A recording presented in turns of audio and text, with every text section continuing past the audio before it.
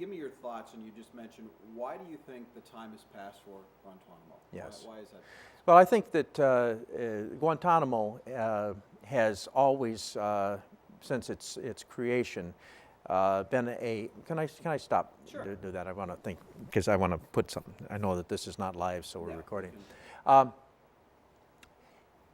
You know, when we after the 9/11, we had the support of just about the entire world. We had been attacked by terrorists.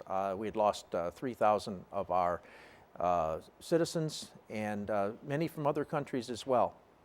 And when we created Guantanamo, and then made the decision to move away from the constitutional issues, such as the right to due process, habeas corpus, and those types of things, I think we began to squander that goodwill that we had from the rest of the world.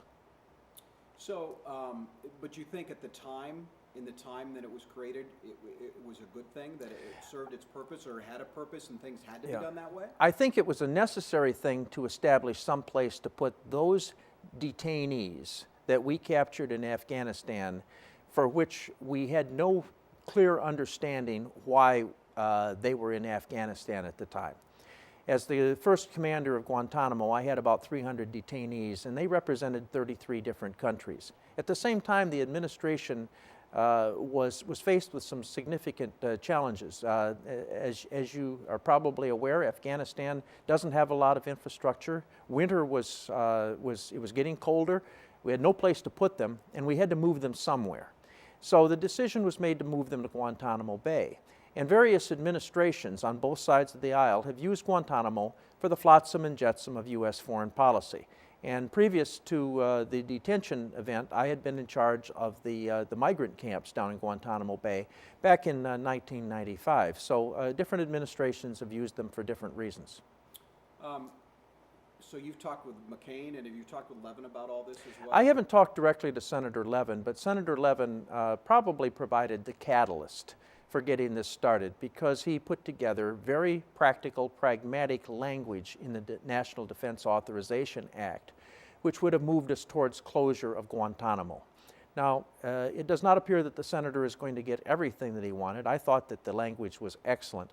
But the compromise bill that has been crafted in a bipartisan fashion will allow for the return of those detainees that have been cleared for release, in many cases for years, back to their country of origin. It will not allow for the movement of those detainees for whom are waiting prosecution or have been determined by this administration as being worthy of indefinite detention.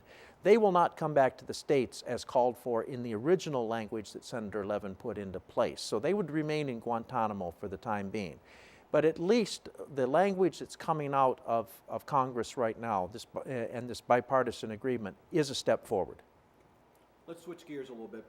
NSA has been in the news in the last 24 hours, and the judge said it may be unconstitutional. Where do you stand on that? Do you think that listening and tapping is a necessary evil to protect our country?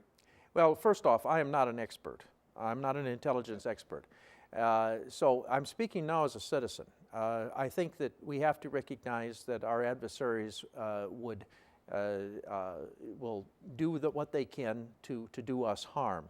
But at the same time, we always have to balance, the protections that citizens would like to have against attack by our adversaries, against those other freedoms that have been guaranteed by the Constitution. And one of those is obviously that knowledge that you're going to be allowed a certain level of privacy. The courts are now debating that, and as you know, the original support for NSA's actions was based upon a 1979 Supreme Court ruling. A judge at this point has now questioned whether, given the technology that we have today and the ability to essentially dredge every bit of information from anybody that ever makes a cell phone call, is appropriate given the technological capacity that we have today. That's going to ultimately end up being decided by the Supreme Court.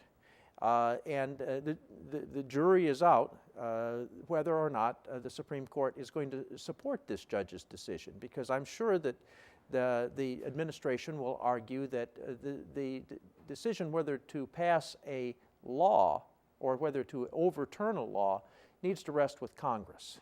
So I think we're just going to have to wait and see what's going to happen.